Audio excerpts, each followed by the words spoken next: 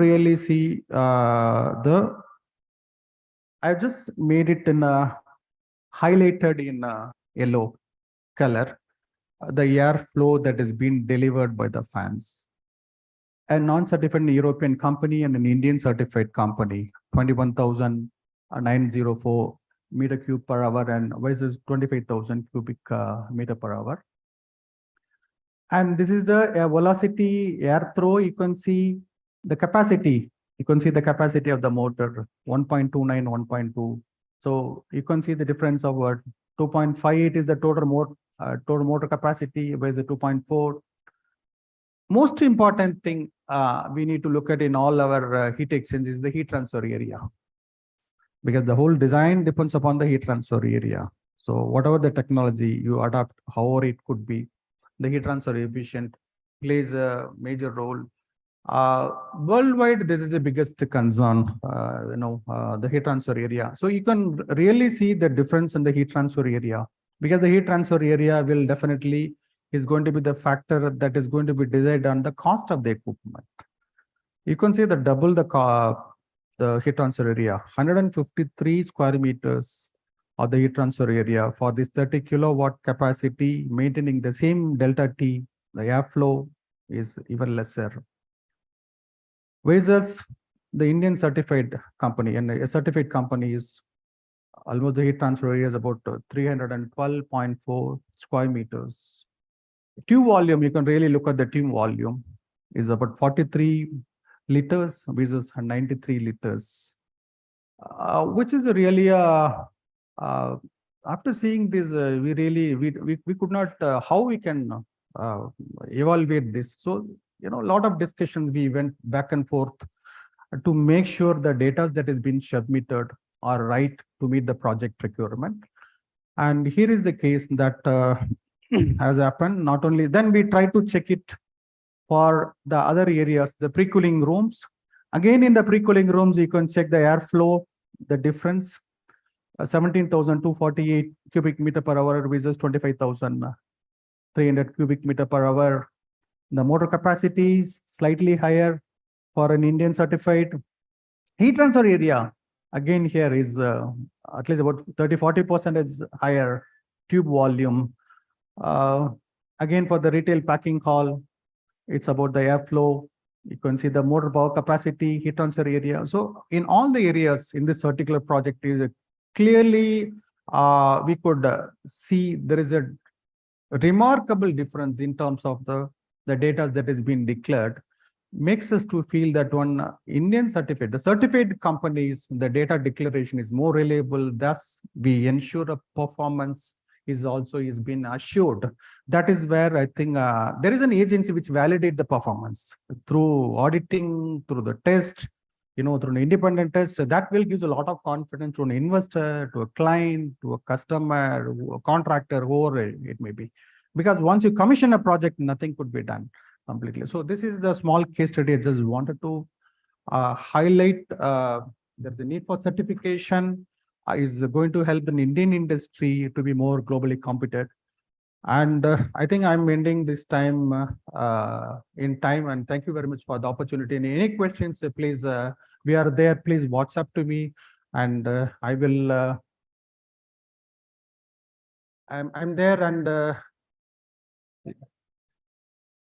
yeah, sir, yes, sir.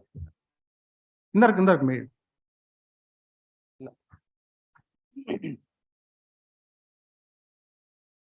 Either?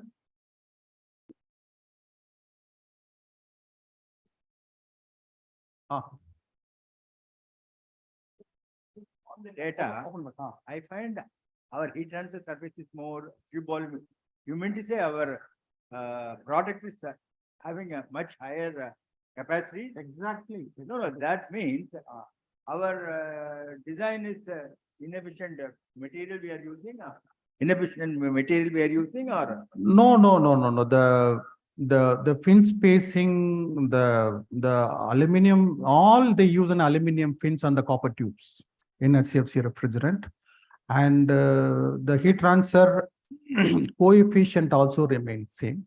The heat transfer area, whatever is being given, is a double, which says that one, because when you are putting the equipment in operation, you also need to discount for the frosting that will happen over a period of time. And the heat transfer coefficient is should be calculated with the frost thickness of about 1 mm kind of a thickness. That is not being done by many players, and they try to take much more liberally the heat transfer coefficient, because nobody knows once the temperature is being maintained within the cold storage whether it is performing or not performing, because it's a continuous. The equipment will run continuously, but is it that equipment which has been right? Because once it runs for 24 hours, it consumes more energy. Okay, I do not take time. Uh, I was only wondering whether we are oversizing. no, it is not, because all those things are being, that is where the certification comes into picture.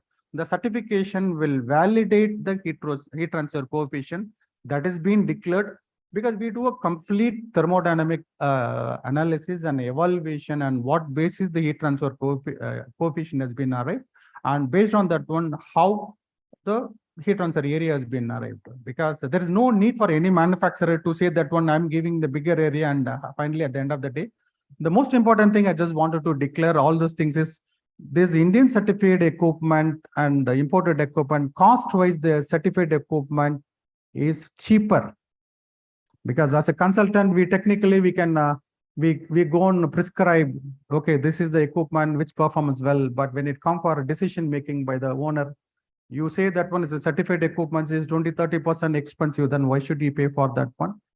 Is not that one. The certified equipment manufactured in India is very competitive. In fact, it is cheaper than the one which is being imported from Europe. I'm talking about a reputed European company, which is an Indian company. So this is any more questions, sir? Any more questions? And thank you very much for the opportunity. And we are there, and I would request, I would like to introduce at this point of time, Mr. Marcos, who is the managing director of Eurovent. He is here, and Mr. Goel also is our senior consultant. He is there, and thank you very much for attending the sessions. And any questions, if you wanted to ask me, I think I'm there. My email ID is there, and thank you for that one. Thank you, sir. Thank you, Shiv Kumar. I think you would have attended yesterday's Copeland presentation. He won the what you call best project award last night. Okay, thank you, Shiv Kumar. I would request Dr. Srinivas Murthy to come and make a.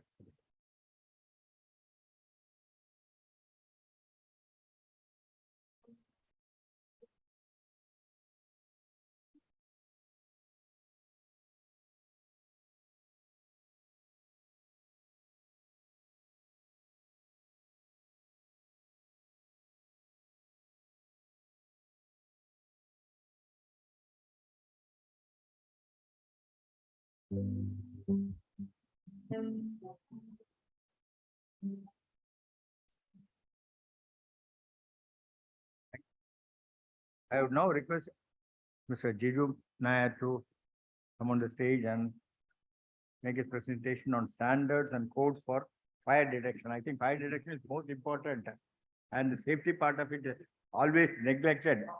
I think this will be the most interesting. Please. We are honored to have the presence of Mr. Marcus, Managing Director, Eurovent International, Dubai. Thank you for visiting us, sir. We request Mr. MP Agarwal, Presidential Member, ISHRE, to do the honors for Mr. Marcus.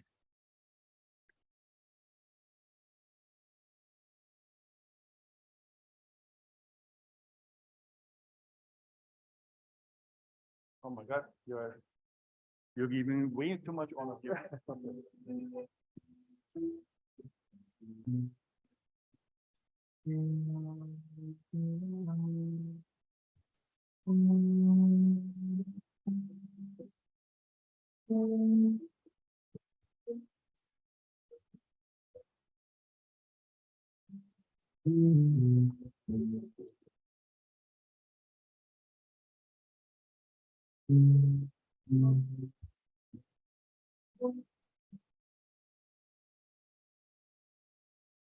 Very, very lovely of you. Thank you so much for this undeserved honor.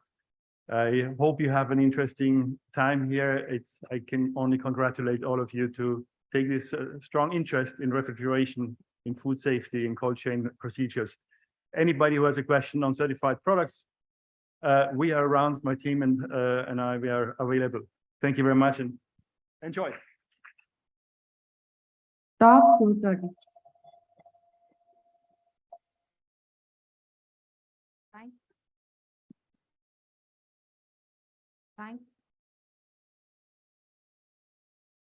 Thank you, sir. Talk 234. Standards and ports for fire detection in cold rooms. Mr. Jiju Nair, National Marketing Manager, Honeywell. Mr. Jiju Nair holds a bachelor's degree in electrical and electronics engineering from Anna University, an MBA, Finance and Marketing from IMI University, and a PGP in AIML from Great Lakes University. He is the National Marketing Manager at Honeywell and is responsible for the enterprise fire portfolio. He has over 14 years of experience in sales and business development of fire safety, security, BMS, and electrical distribution products. He is a NFPA 72, 2016 and 2019 edition certified professional. We welcome you, sir. Thank you.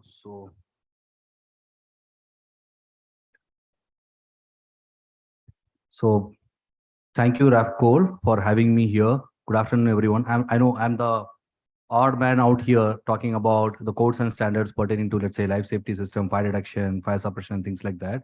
Nevertheless, this is kind of a necessity rather than, I would say, extravagant service. So it's important for us to know to kind of change the deception in terms of most of the time we have the deception saying that just because it is a cold room, fire accidents are not bound to happen. So it never occurs at all. But I just wanted to kind of change the thought process maybe in the next half an hour session that I've got. I know it was very difficult because fire detection or life safety system itself is a huge topic. So we have various codes and standards. There is no dearth out there, plethora of codes and standards. But then I had to condense it down to maybe 15 slides. I'll just try to keep it as informative as possible so as it's kind of interesting for you all. And it's kind of a tricky session, time slot that I've been given. It's just before lunch. So I'll just try to wrap it up by 1 o'clock. So without wasting much time, let me just quickly get started. We'll start with, sorry, what happened? Okay, so I'll just quickly set the agenda for today's workshop or rather session, I would say. We'll talk about different stages of fire, again in cold storage application. And then post that, we'll also talk about the objective or rather purpose of life safety system. Subsequently, we will talk about codes and standards. I will not be able to cover entire thing. Like I said, it will be very difficult for me to kind of cover entire codes and standards maybe within the next 30 minutes. But then I'll just try and cover the main snippets. I have a summary made for you, which kind of would be interesting. And then subsequently, we'll talk about the facts and figures basis, the reports that have been published by NFPA, by UL, by FM. So that will be discussed. And then we'll talk about design consideration. And last but not least, we'll talk about life safety solution and the current trend that the industry has. And towards the end, we will take the Q&A. Okay, so starting with different stages of fire. We're talking about protecting refrigerated storage asset. Now, if you see, be it National Fire Protection Association or EN standard or FM or UL, they all have been resonating about, these four stages. The first one is basically the incipient stage, followed by visible smoke or rather smoldering stage. Then comes the flaming stage and then intense heat. So these are the 4 stages in short. Now, if you see the first stage, that's incipient stage, wherein your product of combustion, the mixture of 3 elements, heat, oxygen, and fuel, the product of combustion would be lesser than 0.3 microns. And hence it will be very difficult to view. It's very difficult to sense. It is very difficult to smell. And that's the reason this is something which is very critical stage for most of the mission critical applications.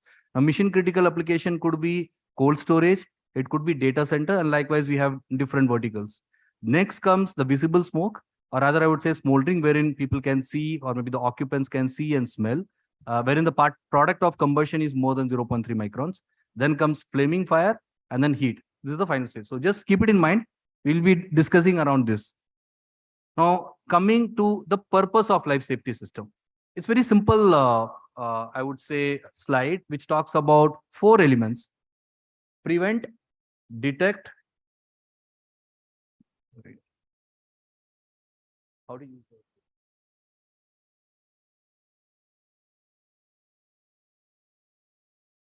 I'll just use mine in that case. Okay.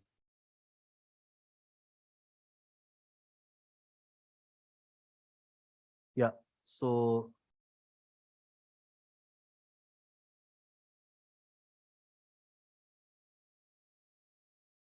yeah. Prevent, detect, alert, evacuate. Now, this is something which is going on for the last, I would say, more than 10 decades.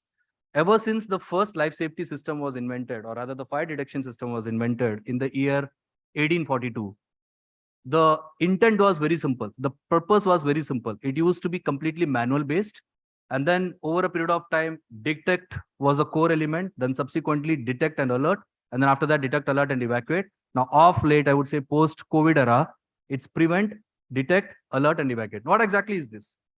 Detect is very simple. Detect the occupants inside a premises. It could be cold storage, it could be any other facility for that matter, at the right time.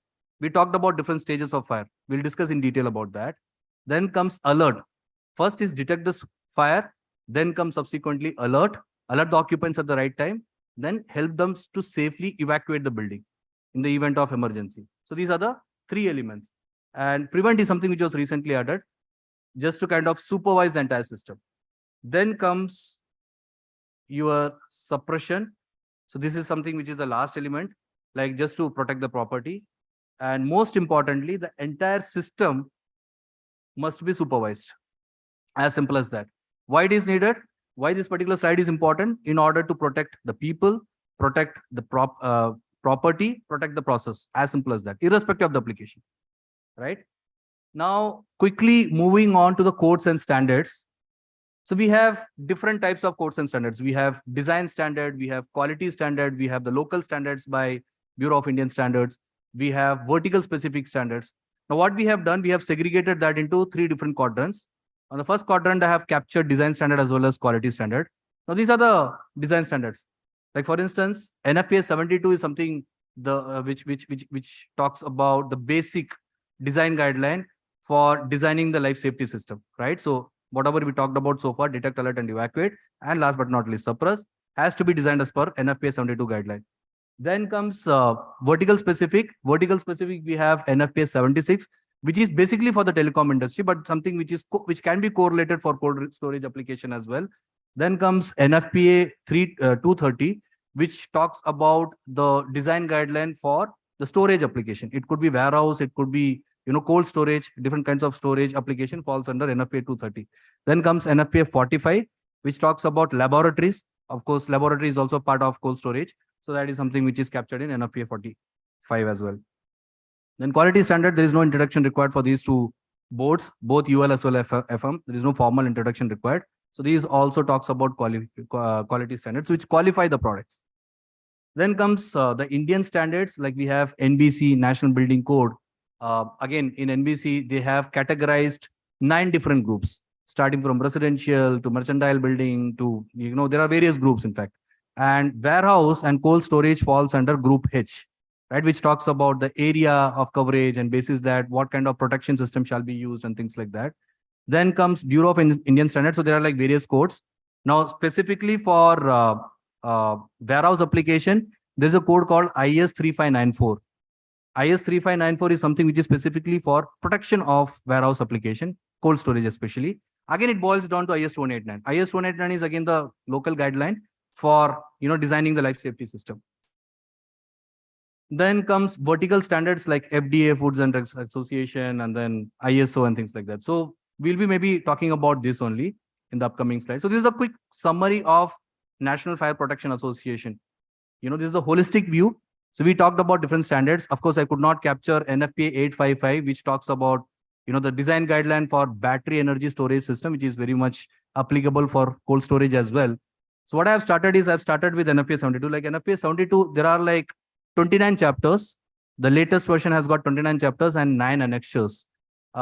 Different chapters talks about different guidelines. Like the first one talks about definition. Chapter 11 talks about documentation. Chapter 17 talks about initiating devices. Chapter 18 talks about visual and audio devices and things like that. 23 is something which is about positive alarm sequence and things like that. Just to cut the conversation short, for us, these are the main chapters. Like chapter 11, they have recently introduced cloud-based solution in NFPA, in the life safety system, just to improve the efficiency of life safety system of different stages, right? So that's the reason chapter 11 is something which is talked about. Chapter 17 is something which talks about the spacing of the detectors. We talked about different types of detectors, right? We talked about different stages in order to measure that we have different detectors. We have smoke detector, multi-sensor detector, multi-criteria detector, aspiration system. So likewise, the positioning or the spacing of the detector is something which is well captured in chapter number 17. For your reference, for smoke detector, the nominal spacing is 9.1 meter. And for heat detectors, the listed spacing is 15.2 meter as per the NFPA guideline. Now there will be reduction factor basis the ceiling basis. Let's say in case if you have multiple joists, again, there will be reduction factor. In case if you have multiple beams, there will be reduction factor. Again, size of the beams matters. In case if the beam size is more than 10% of the void height, then again, the reduction factor will be applicable. And basis that, the entire design guideline will change. In chapter 17, again, you have the installation guideline for the manual call stations as well. So this is preferably kept nearby the exits or maybe the corridor areas. Again, this chapter also talks about the accessing limit. So the distance shall not be more than, let's say, 61 meter in order to access the manual pull station. And the height of manual pull station is also well defined over here, which is for your reference, which is like 1.11 meter. And the distance from the entry or exit shall not be more than 5 feet. That's something which is captured. Same way, chapter 18 talks about audible and visual notification. And again, there are like different modes of announcement as well. Again, well captured in NFPA, like private mode and public mode. This is for evacuation and alerting the occupants. So there is a chart given by NFPA which talks about different applications. What would be the sound pressure level? What in terms of dB? Like for warehouse application, it could be somewhere about 60 dB to 70 dB. Now, the notification appliances shall be designed in a way that the speech transfer index shall always be more than 0.6 factor. And at the same time, the sound pressure level shall also be taken into consideration. So in nutshell, whatever is the ambient noise level, your output, sound output should be, the sound pressure level should be 15 dBA more than whatever is ambient noise level. For public announcement and for private, it shall be 10 dBA above the ambient noise level.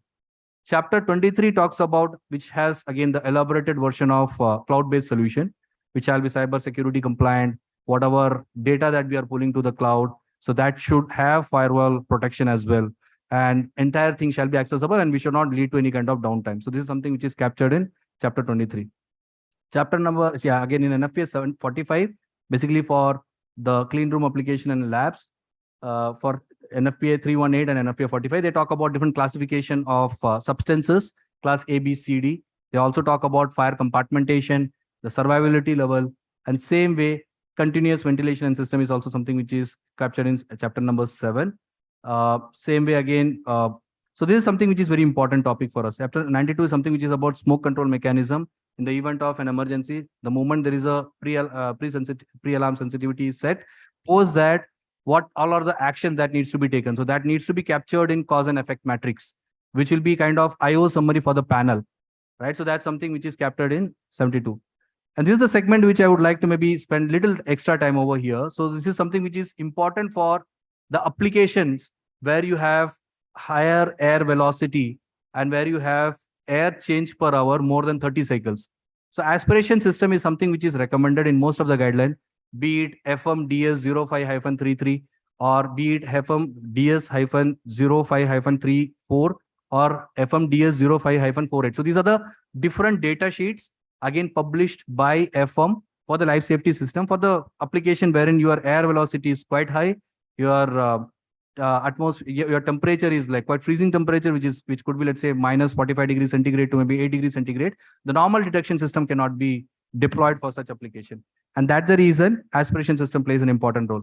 Now, again, further the overall detection process or the entire detection is further bifurcated into 4 different segments. VEFD is very early warning fire detection, early warning fire detection, and standard fire detection. So basis this, the sensitivity range that is measured in terms of obscuration per feet. Like for very early warning fire detection, the sensitivity range shall be 1% obscuration per feet to up to 1.5% obscuration per feet. Same way for early warning detection, it can be 1.5% obscuration to 2. And for standard detection, it shall be 3.2% obscuration per feet. Transportation time is also mentioned. Transportation time, meaning effectively from the time when the smoke particle enters inside the piping network, it shall not take more than 60 seconds in very early warning detection. In early warning detection, the transportation time shall not be exceeding more than 90 seconds, and spot detection, it shall be 120 seconds. So that's something which is well defined. I know it is kind of a jargon language for most of us, but then maybe I'll just try to simplify this in the upcoming slides. So this is something which further, it's a snippet again published by NFPA for the application that I talked about, where your application is kind of critical, wherein it is not normal. The air velocity is, let's say, more than 4,000 FPM. Your air changes per hour is, let's say, more than 30 cycles. This is the chart that needs to be referred. Again, the way I said, for early detection, for the sensitive areas where your air changes per hour is lesser than up to 30 air changes per hour, there your sensitivity range shall be up to 0.2% obscuration per feet to lesser. And your spacing in the sense, the coverage of the detector shall not exceed 200 square feet. Same way for the areas where your ACH is more than, let's say, 30 cycles, your sensitivity range shall be within 0.1% obscuration per feet, and detection spacing shall not exceed more than 100 square feet. Likewise, return detection design guideline is also there. There are like lot many things which will not kind of deep dive in the interest of time. Quickly about the facts and figures. Now, like I said, I just wanted to burst that myth or maybe change that deception saying that fire cannot occur in maybe the cold storage application. These are the recent fire accidents that have happened in the recent past in India over the last 2-3 years. So as per NCRB, the report says that yearly close to about 12,000 fire accidents have been reported. And the casualty rates generally goes up to the whopping number of close to about 13,000, which is kind of an alarming situation. And that applies for all the kind of verticals. Fire doesn't know whether it is warehouse or it is storage or it is data center or retail or mass transit or things like that. So it is something which is common. Now, reason being, these are the causes. These causes would remain the same. Electrical short circuit, a storage of inflammable substances, contained trash.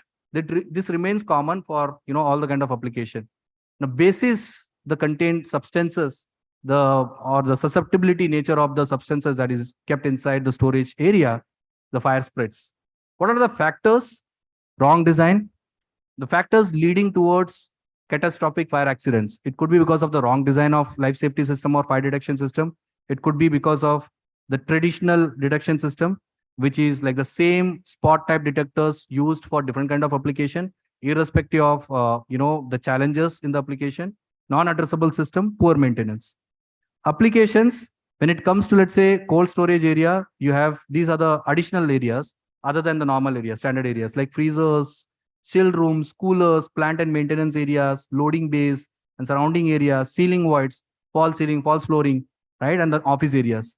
Now, what could be the challenges? Challenges could be, like I said, the temperatures in most of the areas could be freezing temperature, or rather I would say, which would be like minus 45 degrees centigrade to 8 degrees centigrade, heavy condensation, water vapor clouds in the different areas, valuable goods, perishable items most of the time, high air flows, diluting the smoke in the event of fire, right? Inaccessible areas wherein you cannot deploy or install the fire detectors or maybe the life safety system. So that is another challenge.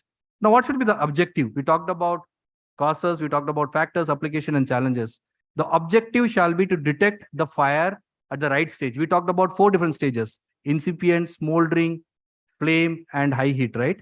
So detect the fire at the right stage, basis the application, alert the staffs at the right time, initiate smoke control mechanism, and then safe evacuation. And last but not least, asset shall always be greater than reset. Now, what is asset? Available safe egress time. Reset is required safe egress time. So this is something which is published by UL again. Now, according to UL, back then, maybe in 1990s, the evacuation time used to be 24 minutes on an average in the event of emergency. Especially if I'm talking about the fire-related emergency. Now, of late, the time has come down to 4 minutes. That is like back then, the fire used to burn 10 times faster than how it is going right now. It could be because of the development in the modern infrastructure. It could be because of the technological advancement. We use, let's say, materials towards, let's say, the lighter building materials. We use, let's say, the solar panels. We use, let's say, the polyurethane materials inside the building, or maybe with the concept or with the goal or theme of moving towards sustainability. Lot many good things are happening. But at the same time, if you see the flip side, there are unintentional threats as well. And because of which the materials that are whatever we talked about so far are susceptible in nature, which could spread the fire in the event of emergency. And hence, UL has always demanded for the evacuation time shall not exceed more than 4 minutes. This applies even for the cold storage application as well. Now, quickly talking about the risk factors and the design consideration, especially for cold storage application. Like if you see on the left-hand side, I've just captured the risk factor, and on the right-hand side, design consideration. In the interest of time, I will just quickly take you through the risk factors. It could be, let's say, the ignition hazards due to electrical and mechanical faults. It could be lighting or hotspots caused by the maintenance operations. It could be health and safety issues because of toxic smoke by the product of combustion. It could be the fire spread from the outside or roof space due to the equipment faults, presence of large quantity of wood pallets. Over and above, I have not captured. It could be because of the stall densely stocked materials as well, wherein you cannot have the scope of detection. It'll be very difficult, rather, I would say. And same way, human factors such as cigarette butts thrown out by the truck drivers and things like that. Now, what are the design consideration that we have to consider while designing the life safety system? Level of protection. What are the level of protection? It could be rack level protection. It could be floor level protection, and even false ceiling and false flooring shall be taken into consideration. So there shall be separate layer of detection, right? That's something which is captured in level of protection. Temperature ranges, like I said, in cold storage application, generally the challenge that we often come across would be minus 45 degrees centigrade to 8 degrees centigrade. For that kind of application, you must have application specific detectors. Like I said, aspiration smoke detection is something which is recommended, but then whatever detectors that are recommended for this kind of application shall be used. Airflow characteristics, future room function changes, maybe in case if there are partitions to be done, that needs to be taken into consideration. Air tightness and integrity of the entire piping network. Implication of defrost cycles and frosting cycles, that also needs to be taken. Basis that you have to use the piping network accordingly. And there are like different accessories as well, even for the aspiration smoke detectors, like refrigeration kits and things like that, just to have the water trap and things like that.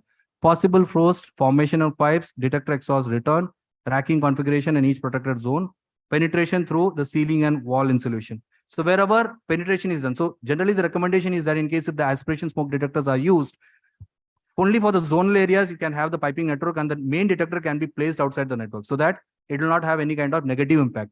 Now, there could be a question saying that we are drilling it down. How do we do that? Like, no, sealing is something which is needed.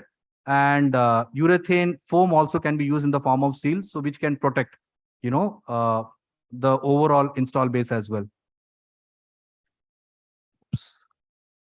Okay, so we talked about different stages. Coming down to the solution part, like I said, for the areas, critical areas where you have application challenging, you can have aspiration system. For, the smoldering stage, you can have smoke detectors, or even, let's say, multi-criteria or multi-sensor detectors. For the flaming fire, it could be flame detectors, and intense heat could be heat detectors. So these are the different types of detectors. Why aspiration is used, especially for cold storage sort of application where air velocity is high. Another factor which I missed to talk about is smoke stratification. So there would be a layer of smoke in case if the air velocity is inappropriate. There could be possibility of a layer of, let's say, smoke formation at the ceiling, and hence the normal detection cannot detect it. And that is the reason.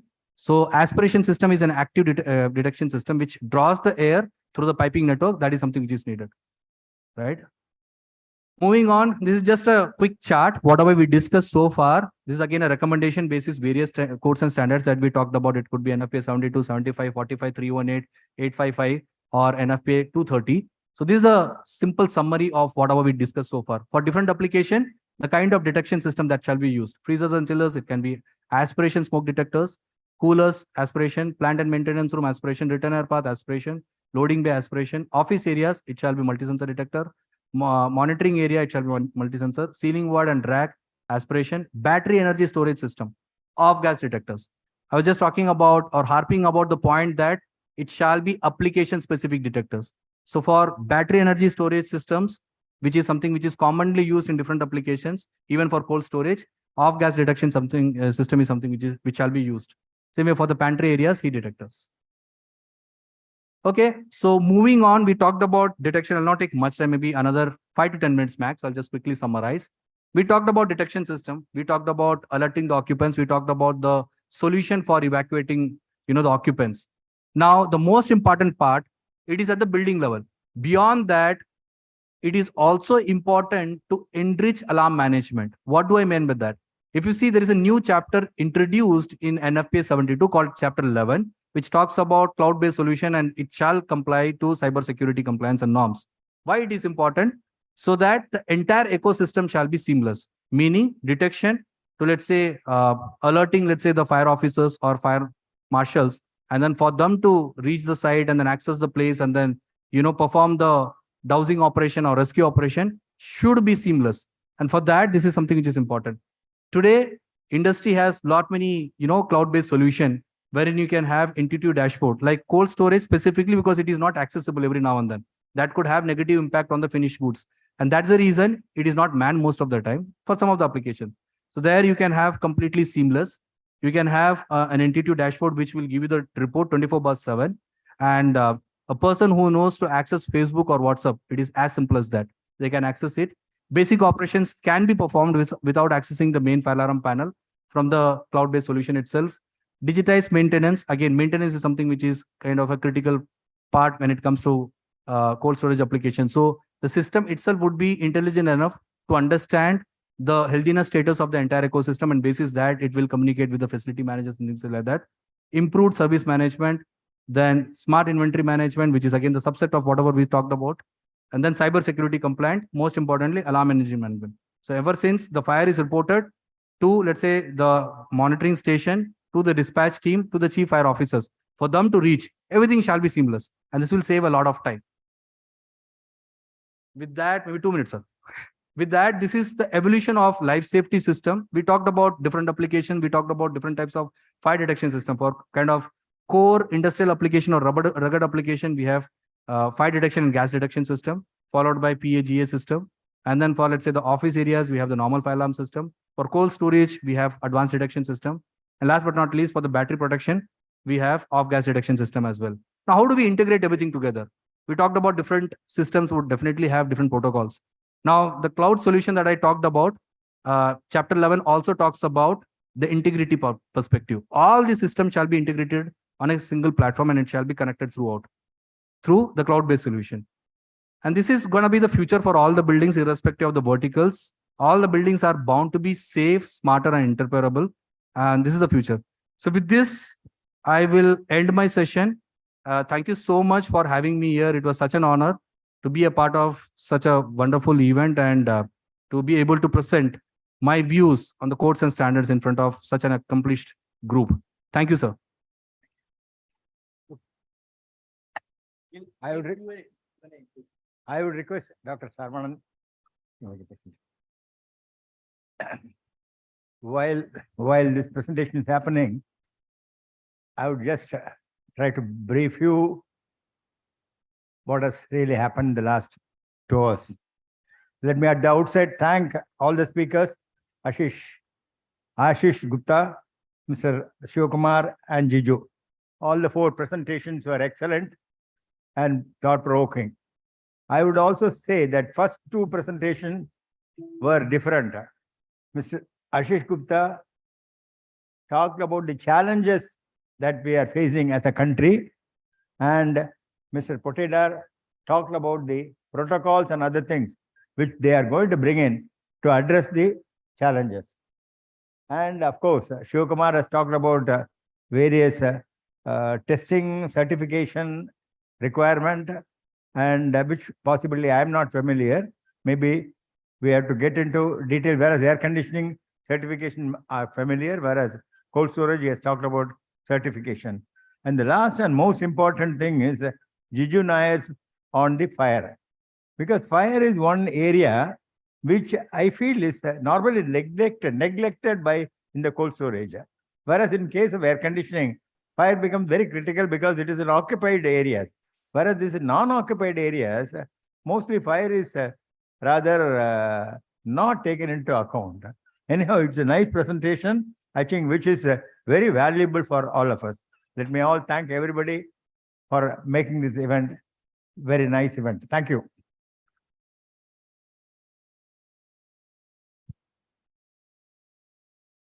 I thank the session chair, Mr. Sankaran, and all the speakers of session 3. May I please invite Professor Maya to do the honors for Mr. Sankaran, please? Give it to him. Give it to him.